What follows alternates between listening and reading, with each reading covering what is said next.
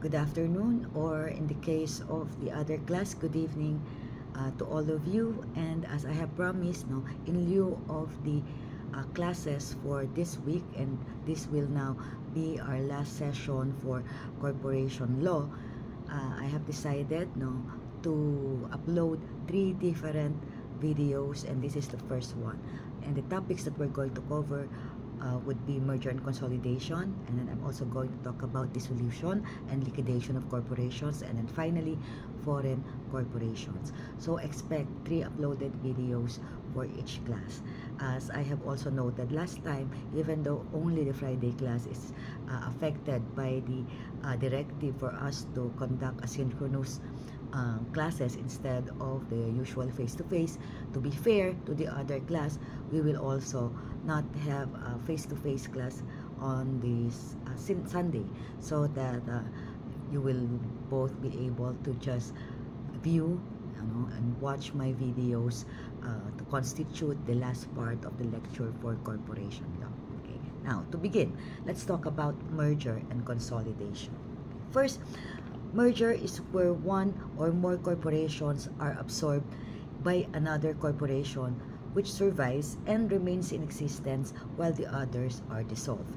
Consolidation, on the other hand, is where 2 or more existing corporations are combined to form a new corporation, which is now called the consolidated corporation. So what's the difference between the two? For merger, there is one winning or surviving corporation. Actually, that a corporation which remains in existence is called the surviving corporation. So what happens is the other corporation or the other corporations, it can be more than one other corporation, would now cease its existence, and only one will exist, the surviving corporation. But on the other hand, when we talk about consolidation, so let's say we have 2 or more corporations and they are all combined. So nagsasama-sama sila to form a new corporation. So there's no surviving corporation. A new one is created, and this is known as the consolidated corporation. Take note also that when we talk about merger and consolidation, we call the parties, the corporations which will undertake the merger or consolidation, as the constituent corporations. Okay, and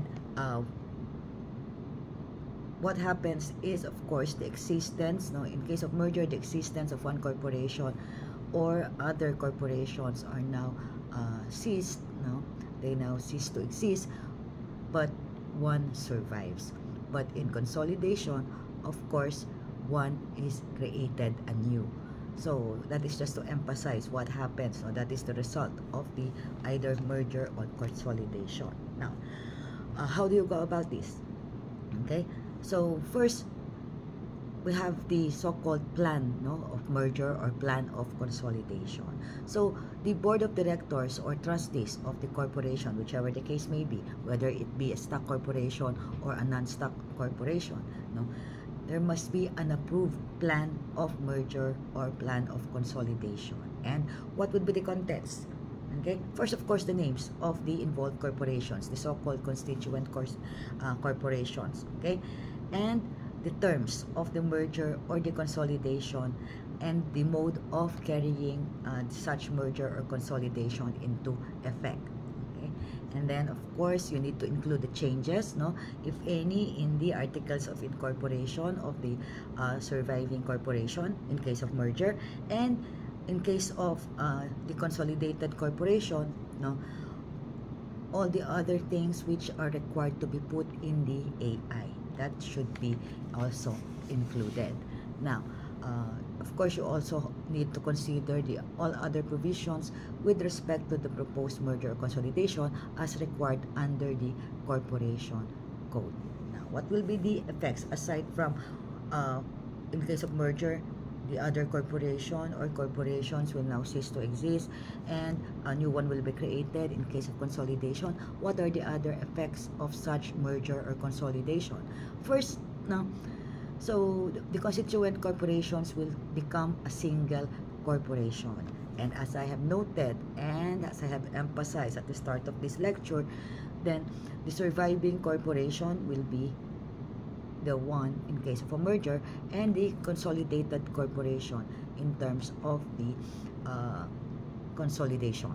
Now, of course, the separate existence of the constituent corporations will now cease except that of the surviving corporation, okay, or the new or the consolidated corporation in case it was a consolidation which was undertaken.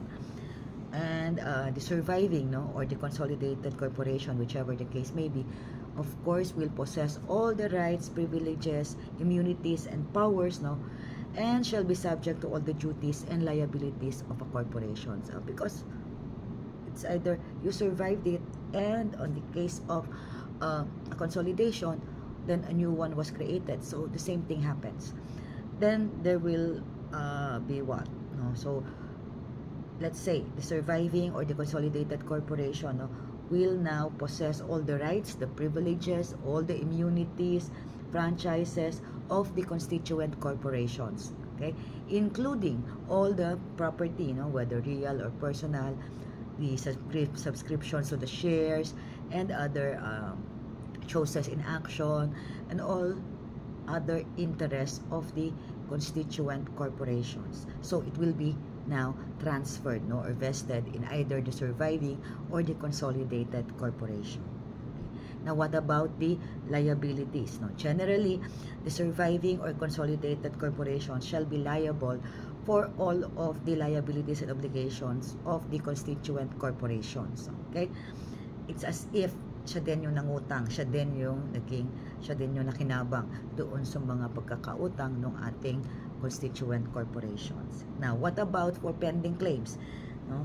So, all or any pending claims, action, or proceedings brought by or against the constituent corporations may be prosecuted by or against the surviving or consolidated corporation. So, clearly, as well as, of course, the rights of the creditors or liens upon the property of the constituent corporations, it will not be affected by the merger or consolidation. So, take note, if you're a businessman or you own a corporation, or at least the corporation thinks that it can now do away with all its liabilities and obligations simply because mag-merge tayo or mag-consolidate tayo, so we can now be free from the liabilities or all these pending claims by our creditors or all the pending cases that we are facing in court. That is not true. Okay, that will not be the effect of the merger or consolidation. So it is not like a shield from such claims or such obligations. So it's wrong to think na makakalusot ka if you merge or you consolidate. But why do corporations now choose to merge or consolidate? Usually it is a business strategy. If they believe that it would be better for these corporations to either merge or consolidate, because they can now better use their resources, their assets, or if, let's say, they're going to go into an endeavor which requires more than the assets of one of the constituent corporations. So it's a business decision or strategy on the part of these corporations. Again, because if your purpose in merging or consolidating is to get away from your liabilities, then you are mistaken. That is not one of the effects of a merger or consolidation. Okay.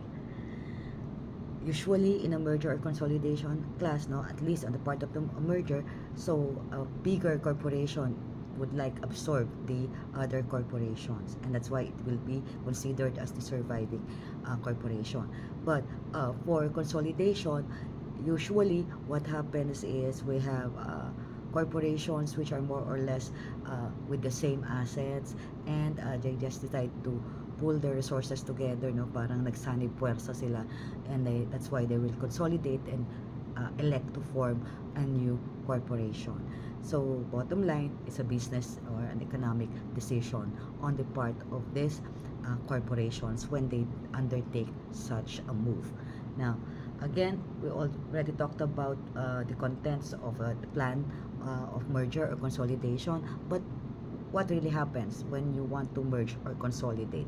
So you have that plan or merger, and then you're going to now have it approved. By whom? By a majority vote of the board of directors or the board of trustees of the constituent corporations at separate meetings, which are of course called for that specific purpose.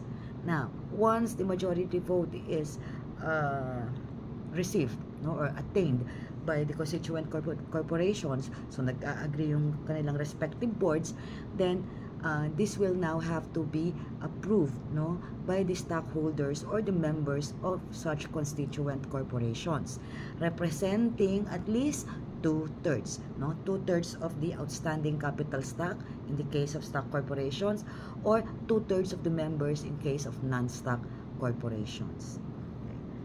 Now, let's say there are certain provisions in the plan, no, of merger or consolidation, then it must also be approved by a majority vote of the board, or and ratified rather by the affirmative vote of, again, at least two-thirds of the stockholders representing the outstanding capital stock, or two-thirds of the members in case of a non-stock corporation. Now, let's say everything has been approved, so including any amendments to the plan, then each of the constituent corporations will now execute the articles of merger or consolidation. Okay? And it will be signed by the, usually the president or vice president, and certified by the secretary, no, corporate secretary of the corporation. Okay, so what does this include? It includes the plan of the merger, no, of course, including all the provisions which we mentioned earlier. And in case of stock corporations, of course, you need to consider and put in that particular plan, no, or certification, the number of shares which are outstanding. In case of the non-stock corporation, the number of actual members, and the results of the voting. Okay, so that it can be included, no, all of the important or relevant matters should be included there. Now, what happens next? Of course, you now have to file copies of such articles of merger or articles of consolidation with the Securities and Exchange Commission. And if approved by the SEC, instead of the AI, no, for new corporations, what it will issue is a certificate of merger or a certificate of incorporation in case it is by virtue of a consolidation. Okay. Now, can the SEC disapprove it? Okay. Well, technically, not exactly disapproval, but it has to set a hearing, no, if it has questions or queries regarding the plan, no. So it has to set a hearing and notify the corporation so that they can explain, no, or answer the queries which the SEC have with respect to their articles, no. So that is basically what happens in a merger or consolidation. Now, in the bar examination, what would be the usual questions regarding merger or consolidation? Usually, what is the difference between the two of them? No? You have to distinguish between a merger and a consolidation. So, I have seen questions in the bar examination which talks about the procedure. So, what should happen? So, you need to remember what are the votes needed in order to have a valid plan of merger or consolidation, and as well as the subsequent articles of the merger or the consolidation. And then there can also be essay questions regarding the power of the SEC to approve, disapprove, or what happens, no, if there are questions by the SEC. So the effects, of course, what will happen to the companies, to the liabilities to the properties or assets of the company. What will now happen to the creditors of the constituent corporations? So, the questions regarding merger and consolidation, iikot lang doon. Doon lang halos lahat ang mga discussion or versions of the questions that you will see in relation to this particular topic. Okay. So, for example, in one bar question, it says that two corporations agreed to merge, no? So, they then executed an agreement specifying the surviving corporation and the absorbed corporation. Okay? Under the merger of agreement, no, dated November 5, 2012, and this is an actual bar question, the surviving corporation acquired all the rights, properties, and liabilities of the absorbed corporation. And now, the question in the bar exam was, A, what would happen to the absorbed corporation?